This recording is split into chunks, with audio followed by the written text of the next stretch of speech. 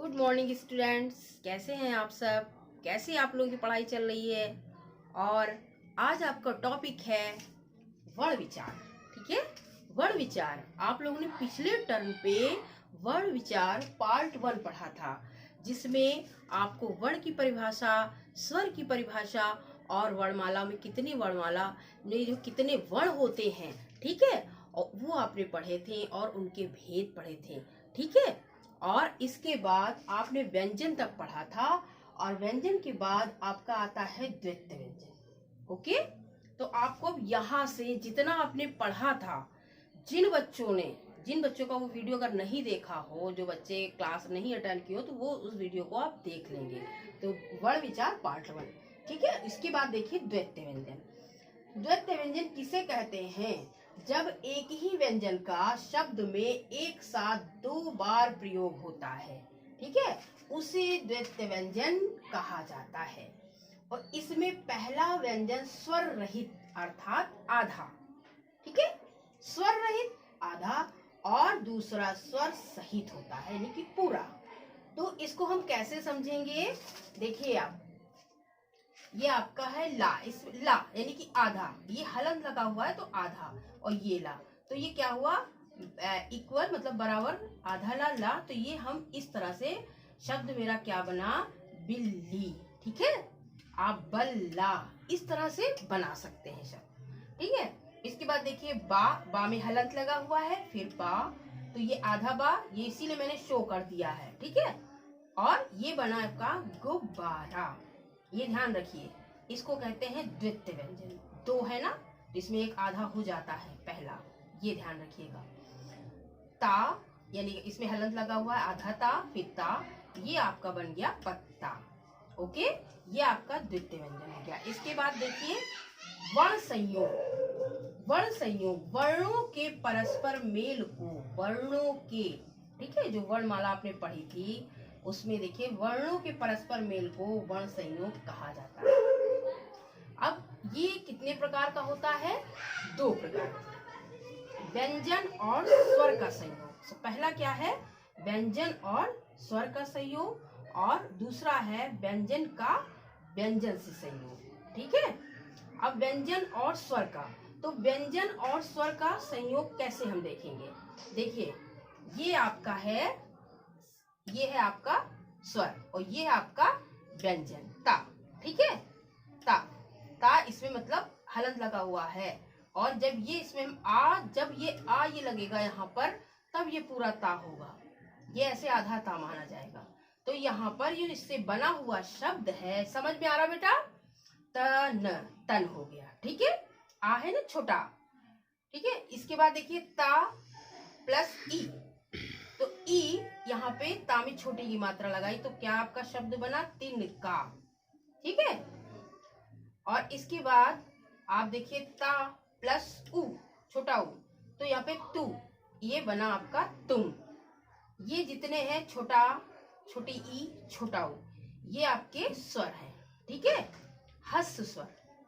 Okay, इसके बाद ये देखिए ता री, तो यहाँ पे आपका त्रा बना, तृण, तृण। ठीक है, री है ये यहाँ पे लगा तृण।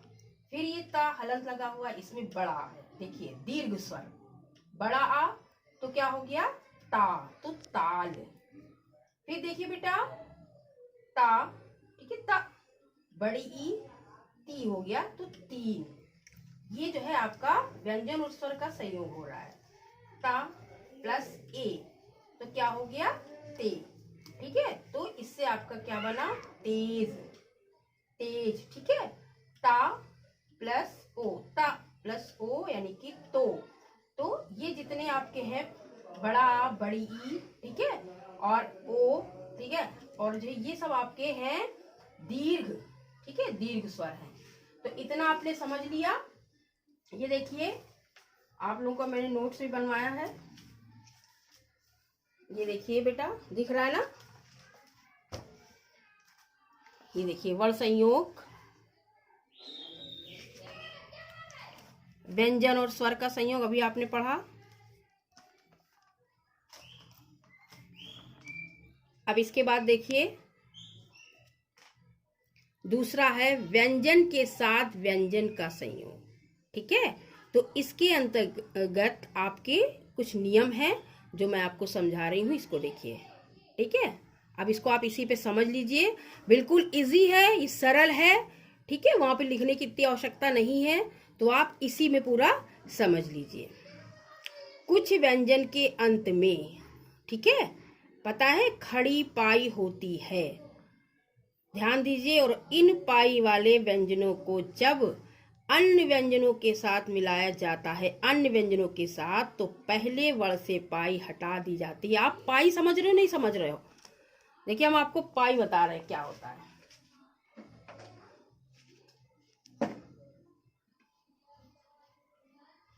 अब इतना समझ गए हो तो ये हम रख के दे रहे हैं। ठीक है,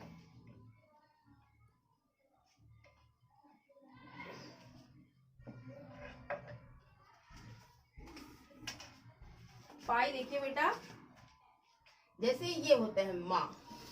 ठीक है, अब ये क्या है? पाई। और ये देखिए, ये जो ये लगा हुआ डंडा, ये इसको पाई बोलते हैं।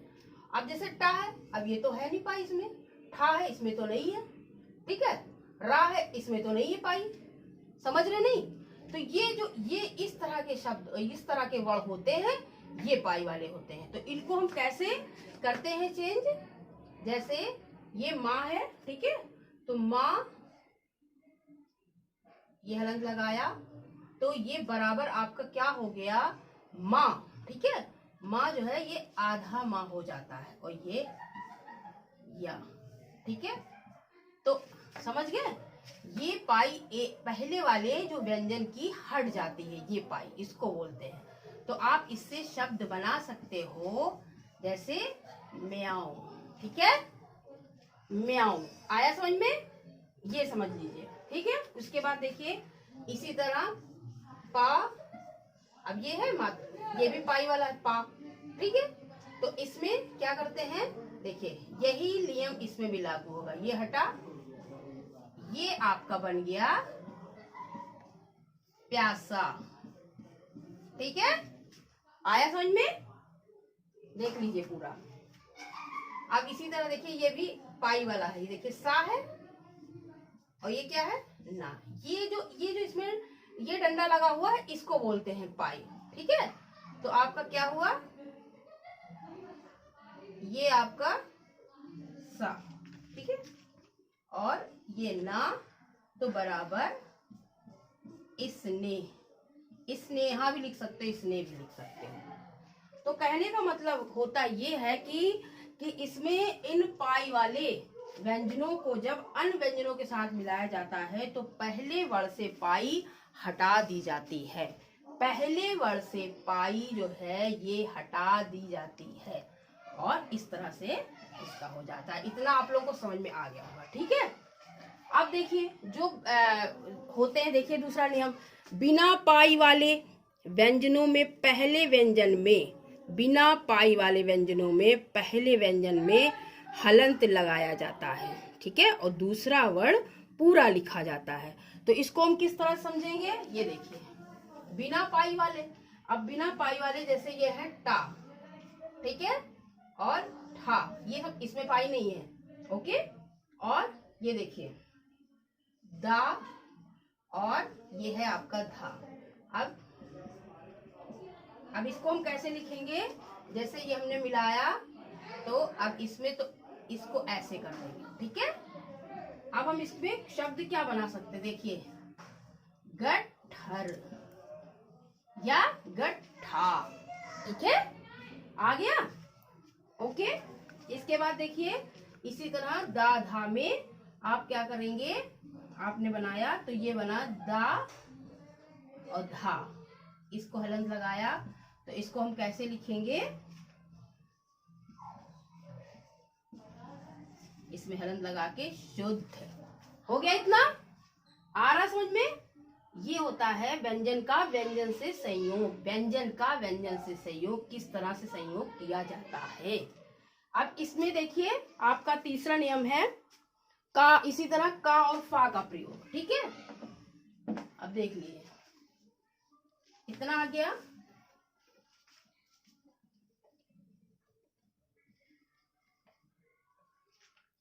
अब जो का और फा में जो होता है, इसमें देखिए ये जो आपका का है, ये का है। अब इसको कैसे, जैसे हमको लिखना है पक्का, ठीक है, ठीक है। तो ये जो है दोनों है ना, तो यहाँ पर ये जो ये झुका हुआ भाग है ये हटा देते हैं, ये काट देते हैं, तो ये आधा का हो जाता है। तो इसको कैसे करेंगे, जैसे का हलंत लगाया ता, ठीक है, तो आपका बराबर हो गया रा। कोई भी शब्द बना लीजिए, ये जो झुका हुआ पार्ट हटा दिया, झुका हुआ पार्ट जो ये का था, ये झुका हुआ इसको हटा देते हैं, ठीक है। तो ये हो जाता है आपका रक्त। का और फा में इसका यूज किस तरह से होता है। अब देखिए बेटा, ये है फा, तो फा में देखिए इस तरह से आपने जैसे लिखना हमको है मुफ्त, तो ये झुका हुआ हटा दिया, तो ये हो गया, ठीक है। इस तरह का और फा का प्रयोग होता है, और ये तो तुम लोगों को पता होगा, मगर किसमें कैसे होता है, ये व्यंजन का व्यंजन से संयोग। इसके बाद देखिए, इतना आ गया समझ में, मैं इसको रफ किए देती हूँ।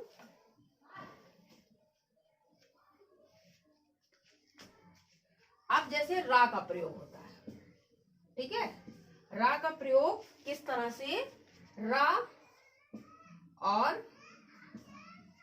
ये हलंत लगाया छोटा ऊ, तो बराबर क्या हो गया रू, ये छोटा ऊ की मात्रा लगेगी, तो आप इससे क्या बना सकते हैं, रूप, ये छोटा ऊ की लगाते हैं, आप लोग जल्दी में तो लगा देते हो, ये होता है रुपया, ठीक है, ये समझ लीजिए। इसके बाद देखिए जो भी बना सकते हो। अब जैसे हमने रा लिखा, ये हलंत लगाया, और ये यहाँ पे बड़ा ऊ, तो यहाँ पे क्या हो गया बड़ा ऊ, ठीक है। तो आप बना सकते हैं रूप। आ रहा है इतना समझ में, ये व्यंजन का व्यंजन से संयोग है। अब देखिए इसके बाद, और जब देखिए रा, जब रा, देखिए बेटा इधर, जब रा, ठीक है, स्वर रहित हो, तो जिसे हम लोग रेफ कहते हैं, रेफ, ठीक है, और तब वो अपने से आगे वाले स्वर रहित हो, उसमें स्वर का उच्चारण ना हो रहा हो, तो ऊपर जो है इसमें रा लगाया जाता है, ठीक है। इसको इस तरह समझ लीजिए, देखिए र द, तो इसके ये जो है क्या किया, ये जो रा है हटा के मैंने ये ऊपर लगा दिया, तो सर्द, सर्दी, ठीक है, इसको सर्दी भी लिख सकते हो, सर्द। समझ में आ रहा है, ठीक है। देखिए बेटा ध्यान से, इसके बाद देखिए आपका र वा, तो ये जो रा वा के ऊपर लग गया, तो हो गया पर्वत, ठीक है। अभी देखिए रा र स्वर रहित है, माँ ये ऊपर लगाया तो कर्म, ठीक है। आया इतना समझ में। और इसके बाद देखिए नंबर 6 नियम है आपका, र से पूर्व, रा से पहले कोई स्वर रहित व्यंजन हो, तो रा उनके नीचे, मतलब किस तरह का लगाते हैं, ये देखिए ये लगाते हैं, ये चिन्ह, ठीक है। तो इसको हम कैसे समझेंगे, देखिए इसको समझ लीजिए, ता प्लस रा, ठीक है, तो क्या हो गया त्रा, तो आप लिख सकते हैं पत्र, ठीक है, पत्र, ओके। और इसी तरह का ये हलंत लगाया और रा, तो आपका क्या हुआ क्रा, तो क्रा ऐसे बन गया, क्रम या क्रमांक कुछ भी लिख सकते हो बेटा, ओके। और इस तरह देखिए इतना आ गया, बाकी मैं आप लोगों को नोट्स दे दूंगी, आप समझ जाएंगे, ओके। अब देखिए टा और डा का प्रयोग, टा और डा का प्रयोग रा के साथ कैसे होता है। देखिए यहाँ पे टा है और प्लस रा, ओके, टा और प्लस रा, तो ये हो गया ट्रक, ठीक है, ट्रक ये चिन्ह लगता है। और डा प्लस रा, तो ये देखिए ड्र, नीचे लगा ड्रम, टा प्लस रा यानी कि ट्रॉली। आ गया इतना समझ में। इसके बाद देखिए बेटा, रा का सा के साथ, र का शा के साथ कैसे होता है, इसको आप देख लीजिए।